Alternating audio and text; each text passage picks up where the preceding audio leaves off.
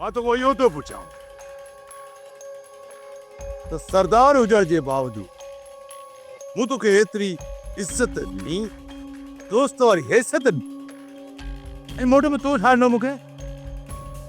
मोहतरम जनाब सरदार बिजार खान साहब, तव्हांखे तव्हांजी तरफ़ां ॾिनल करम त यादि आहिनि, ऐं बाक़ी जेको तो मूंसां कयो उहो यादि न आहे।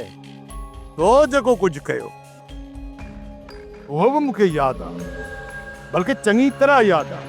मां मञा थो बिजार खान त मां जज़्बात कावड़ में तव्हां सां कॾहिं बि कड़ो ॻाल्हायो हूंदो यार, पर इहा ॻाल्हि छो थो विसारे त मां तव्हांजी ताबेदारी त कई आहे।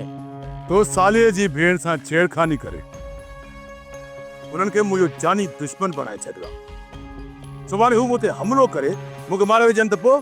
साले को एॾो मोतबर कोन्हे जो तव्हां जहिड़े सरदार सां विढ़ण लाइ हुनखे 10 जिगर ख़बर 10। पर तोखे कहिड़े छिते खाधो हो? जोनी जी भेण में हथ विधई? ॾिस बिजार खान, इहा ग़लती मां पंहिंजी मञी चुको आहियां, ऐं मुंहिंजे अमल सां जिते तव्हांखे ख़तरो थियो आहे न, उते तव्हांखे फ़ाइदो बि थियो आहे। सो कहिड़ो?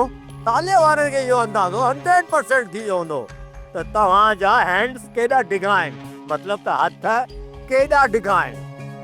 जेकॾहिं उन इज़त सां ठा करे तव्हांखे संग न ॾिनो त पोइ तव्हां ज़ोरी बि बानो खे अगवा करे संग करे सघो था। हा, हर अमल जा पॉजिटिव नेगेटिव ईंदा आहिनि,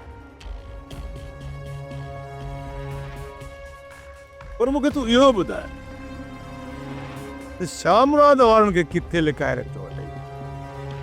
मूं ॻोल्हा शुरू करे छॾी आहे। मता सुभाणे तूं मयार ॾी मूंखे।